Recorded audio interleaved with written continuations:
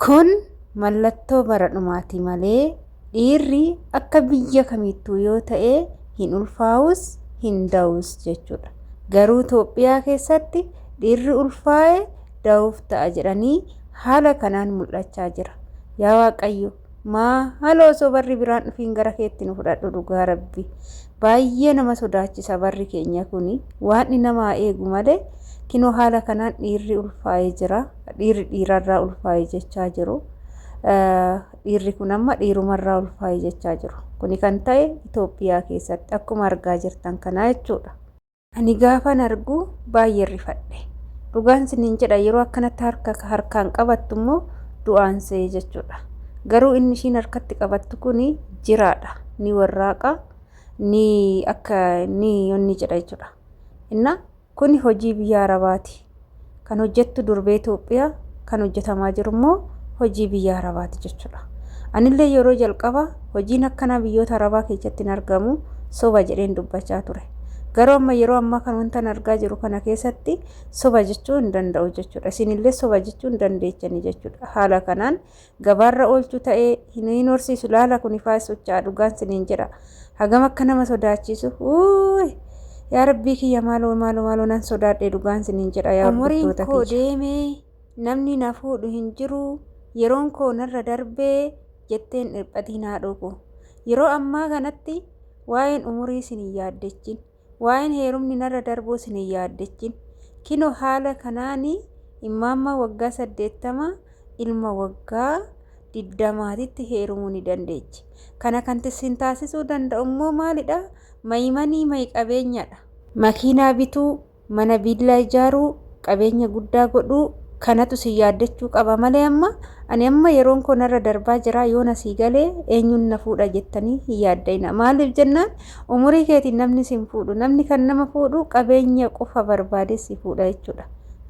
Gaafa qulfii makiinaa itti agarsiiste, gaafa balbala mana viillaa itti kennite, gaafa qulfii mana viillaatii fi qulfii makiinaa itti kennitee fi gaafa birrii miliyoona 2 gara akkaawuntii isaa dabarsite qeerroon waggaa 10 dhufee si fuudha jechuudha haala kana. Way kanaafuu baga gammaddanii warroonni umuriin koo narraa deemee umuriin koo narra darbee jira nama na fuudhu hin qabu galee akkaman godhaa jettanii maymanii bichaadha. Birrii bichaa doolaara bichaa walitti qabaatii qabeenya godhaa malee qeerroo waggaa 20 qeerroo waggaa 15 argattu jechuudha. Inni taanu ka viidiyoo jalqabaatitti wanti deebee jechuudha. Itoophiyaa keessatti wanta deemaa jiru, wanti ta'aa jiru baay'ee nama sodaachisa.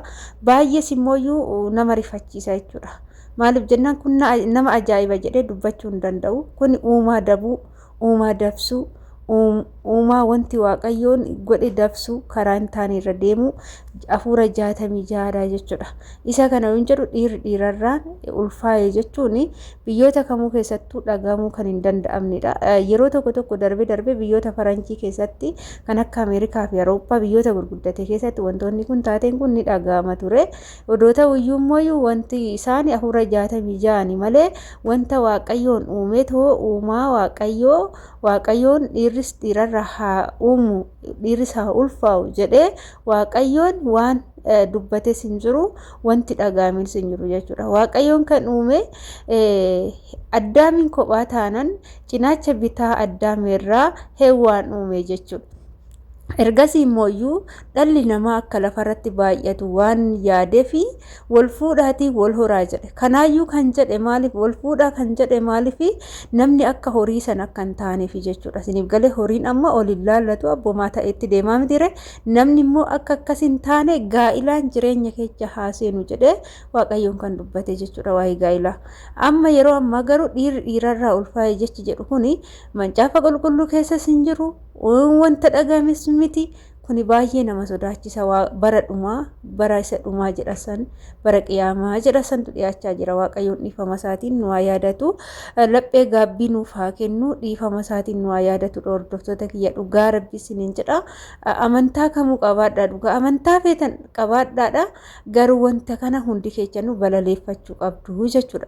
Ani akka kootitti sirrittan balaleeffadha. Wanta akkana mootummaan ilaalee biyyattii keechaa akka nu baasudha malee yookaan babal'ataa yoo deeme boru dhalli keenya maal ta'a akkam ta'a baay'ee nama yaaddessaa jechuudha. Dhugaan akka kootti yaaddoo natti ta'e bara keenyas yoo ta'u baate barri dhala keenya ammoo kana caala badaa dhufa jechuudha isiniif galee yoo ammoo wanti kun hin sirraa'inii jechuudha. Inni itti aanu immoo viidiyoo lammaffaa jechuudha. Yeroo baay'ee jechuudha ijoolleen hedduun ani manni ani hojjedhu jawwee horsiisuu manni ani hojjedhu kana godhu yoo jedhan soba natti fakkaata. Qabatamaan dhufanii keessanii madaamin ani bira hojjedhu jawwee horsiisti jawwee sadiitu mana jira. Ani mana san keessaayyuu jiraachuu sodaadhee jira. Bofatu jira jedhanii gaafa dubbatanii ani amanuu hin dandeenye ture. Garuu gaafa qabatamaan viidiyoo akkana argu bakka dhugaa ta'uusaa nan hubadhe jechuudha. Isiniif galee inna biyyoota arabaa keessatti yeroo ammaa kana jechuudha arabdoonni tabalaashaanii jiru. Arabdoonni bayzawwee akka duraanitti himti sirriitti tabalaashaanii jiru. Sarraatenya kaddaama yoo jedhan hojuman taane hojjechiisaa jiru. Saree horsiisanii saree gabaarra ooltu akka isaan dhiqaniitoo gabaarra oolchuu fi akkuma argitan immoo kan wantoota lafarra loo wantoota baay'ee sururii ta'e kanas hojjechiisu jechuudha ijoolleen keenya deemtee maal taati gaafa kana hojjettu sammuun tuqame ijoolleen hedduun maraatanii dhimamanii bashitaa ta'anii mana yaalatitti kan argaman ijoollee baay'eetu jira sababa maalitiin maraatu nama maaltu mee wanta kana harkaan qabee hojjeta unkaan jiraa miti du'aa bira ga'uudhaan garuu unkaan jiraa miti du'aa ulee satti najjeesanii harkaan hin qabu jechuudha dhugaan sinitti maan ni galee iddoon ni du'e san ga'uun ana lunnuna hollate nan du'a jechuudha kanaafuu hollannaa fi rifaatunu kun nama maraacha jechuudha dhugaa saree fi adurree dhiquu wayya kanaa manna qurxiidhaan saree fi adurree dhiquun immoo irra namaa salphataa jechuudha. Kanaaf waaqayyoon dhiifama isaatiin nu yaadatu yaani badiillee hin goone hin balleechine nu carraan jireenya nu biyyaa nu baaste carraan jireenya biyya ormaa nu fidde waa hedduu nutti agarsiiste jirti. Nuti shamarran biyya arabaa gaafa jedhamnu namoonni tokko akka salphaatti gaafa maqaa keenyadhaan qofaadha jechuudha wanti na aarsu malee wanti biraallee hin jiru. Xankaarraa fi ogeettiin akka shamarran biyya arabaa hin jiru jechuudha. Asumarraa illee hordoftoota kiyya sargiin qaba kun akkanatti haala kanaan biyya arabaallee qamadiin hin jira. Qamadiidha kun namichi kiyya maasaa hajarreen bira hojjedhu maasaa qabu. Qamadii fidanii isa sanii manatti daasii soree tolchee tananii fuudhanii daasisu jechuudha. Maddaabaraa tokkodha soroo eegalee jira jechuudha. Soree ka'ee tanan nan dhiqaa jechuudha. Koottaan gargaara dhiqee goggossee saniin boodatti daakkamaa jechuudha. Koottaan gargaara qamadii diimaa kinoo durii daashinii jedhasan ishiidha jechuudha qamadiin kuni warri duraan beektan daashinii sun amma baddeerti hin jirtu. Daashinii qorri dha'ee shaaldorraan dabarsanii kan jedhasanii jechuudha. Qorruu dha'ee jira dhuguma mootanallee. Inna akkas hordoftoota kiyya viidiyoo sadaffaatitti yoo sin dabarse mooyyuu akkuma argitan kaayi ani haadha manaa jechuufi natti ulfaata abbaa manaa jechuufis natti ulfaata ilmaa fi haadha fakkaatu malee jaalallee fi abbaa manaaf haadha manaa hin fakkaatanii garuu inni qabeenya saala ishee ilaalee ishii yookaan makiinaa qabdii mana qabdii birrii qabaachuu dandeechi waa hedduu qabaachuu dandeechi jechuudha. Inni isa ilaalee garuu mucaan hin beeksisa baay'ee daa'ima yoo ta'e waggaa 25 taanatti fakkaatu baay'ee xiqqoodha jechuudha. Haala kanaan gaa'ila wajjin ijaarratee jira. Kana jechuun immoo bultiidhaaf isinitti fakkaatina namoonni akkana bultiidhaaf osoo hin taane yaani maallaqa ishii ilaalee makiinaa ishii ilaalee birrii ishii ilaalee ammoon ishii fuudhee abbaa manaa ishii nan ta'a qabeenyi kun hunduu kan koo ta'a. Namoonni tokko maal godhu abbaa manaa ishii ta'ee jedhu laala abbaa manaa ishii ta'ee ergan ishii fuudhee ka'een boodatti saniin boodatti akkana ji'a jaa wajjin jiraadhee sababa itti fidee yoo ollolleeti qabeenya kana addaan qooddadhee tanan irraa adda ba'a kan jedhee yaadutu jira.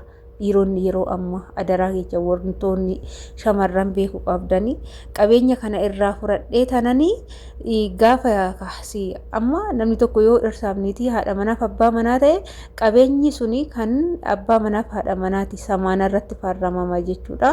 Inna gaafa immoo wanti tokko jidduu sanitti uumame qabeenyi sun qixxeetti qoodama jechuudha. Sayyaadanii dhiironni waan akkanaa godhan baay'eetu jira qabatamaadhaani naman qabatamaan beekutu jira jechuudha. Qabeenya jedheeti qabeenya ishiitii jedheeti kan gaa'ila wajjin ijaarratee jira jechuudha. Kanaafuu shamarran keenya jechuudha aguma fedhes yoo ta'e dhiiras nama madaalu yoo xiqqaate dhiira umuriidhaan namaa olii jechuudha.